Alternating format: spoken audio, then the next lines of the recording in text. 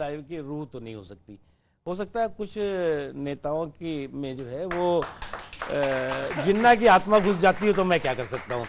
तो अब कुछ नेताओं में जिन्ना की आत्मा घुस जाने के बाद वो ऐसी ही बिखरी बिखरी और बहकी बहकी बातें करते। लेकिन एक चीज मैं आपको बताऊं, अटल जी ने जब मुशर्रफ को बुलाया था, या अटल जी के समय में मुशर्रफ साहब आए थे, छोड़ दीजिए, नहीं मैं अभी आपने कहा, वो तो उस समय जो है वो जब करगिल हुआ तो अटल जी ने कोई नरमी नहीं दिखाई थी, घुस घुस करके पाकिस्तान के घुसपैठियों और फौजियों को तबाह किया था, मारा था।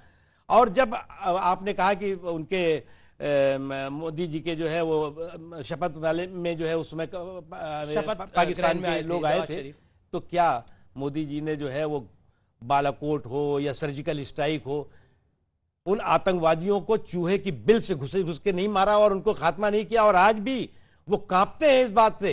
नरेंद्र मोदी जी का नाम सुन करके वहां के मीडिया को देख लीजिए, वहां के सोशल मीडिया को देख लीजिए, तो उनको मालूम है कि अगर हमने भारत पर कोई भी गलत नजर रखी तो मोदी छोड़ेंगे नहीं। बीजेपी और मुसलमानों का क्या रिश्ता है, मोदी और मुसलमानों का क्या रिश्ता है, क्योंकि आरोप बड़े सारे लगते हैं। ये मुझसे पूछ रहे हैं मैं देखिए एक बात बताएं, तुष्टीकरण की जहां तक सवाल है, मैं प्रैक्टिसिंग मुस्लिम हूं, नमाज पढ़ता हूं, रोजा रखता हूं। आप भी प्रैक्टिसिंग मुस्लिम हैं, नमाज पढ़ते रोजा रखते। हमें कोई एतराज नहीं है कि हम टोपी पहने या तिलक लगाएं, लेकिन जो तुष्टीकरण है या जो स्यूडो सेकुलरिज्म है वो रूम में टोपी और रोड पे तिलक वाला है।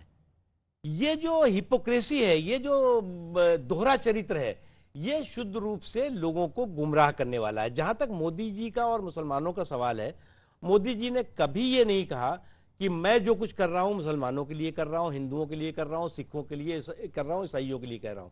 वो हमेशा उन्होंने कहा जो भी हमारी सरकार या मैं कर रहा हूं वो 140 करोड़ हिंदुस्तानियों के लिए कर रहा हूं। हमारी जो है वो प्रतिबद्धता 140 करोड़ हिंदुस्तानी है, और इस चीज को उन्होंने साबित करके दिखाया है। अजीज कुरैशी कांग्रेस पार्टी के नेता हैं, उत्तर प्रदेश से आते हैं, पूर्व राज्यपाल रहे हैं।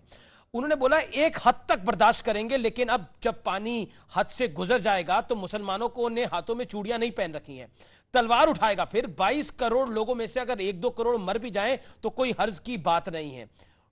क्या कहना चाहते हैं? देखिए, किसी भी मजहब का कोई आदमी अगर इस तरीके के बयानात, भड़काऊ बयानात देता है, उनकी निंदा की जानी चाहिए, वो चाहे कांग्रेस पार्टी का हो और चाहे भारतीय जनता पार्टी का। जी, अजीज कुरैशी साहब गवर्नर रहे, मैं उन्हें अच्छी तरह जानता हूं, लेकिन इस बयान की हिमायत नहीं की जा सकती है, ये मुमकिन नहीं है।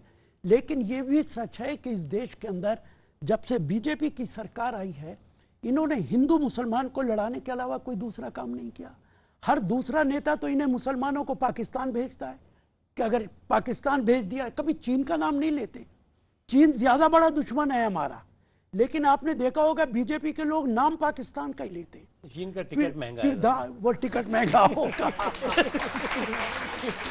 पाकिस्तान का नाम लेंगे कि पाकिस्तान भिजवा देंगे, इनका दिल तो पाकिस्तान। चीन का टिकट महंगा है, पाकिस्तान तो बाय रोड भी जा सकता है। हाँ बिल्कुल, आप ठीक कह रहे हैं जी। तो इन्होंने ऐसा नहीं, इन्होंने जो मतलब ये नहीं है कि वहां जाके रहो। कई लोग ऐसे भी कहते होंगे भाई लाहौर में कितनी अच्छे खाने पीने का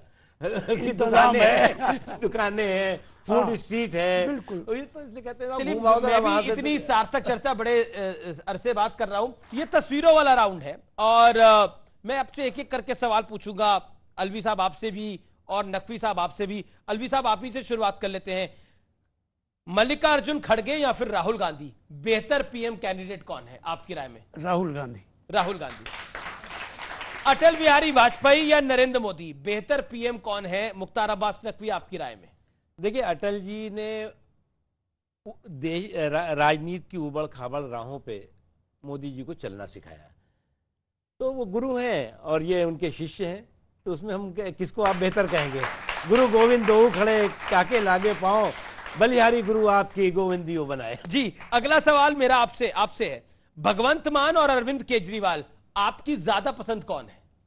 देखिए, वो दूसरी पार्टी का मामला, इसमें पसंद नापसंद का सवाल ही नहीं। एक तो पसंद होगी। केजरीवाल अध्यक्ष हैं, मान को तो मैं ज्यादा जानता नहीं हूं, केजरीवाल को जानता हूं। चर्चे तो दोनों के सुने होंगे आप। हाँ, लेकिन मैं ये कहूं कि दोनों में कौन बेहतर है? एक मुख्यमंत्री, एक पार्टी का अध्यक्ष है, दोनों अपने अपने काम कर रहे हैं। एक को चूज करना हो तो नहीं, एक को चूज करना मेरी कोई मजबूरी नहीं है ना।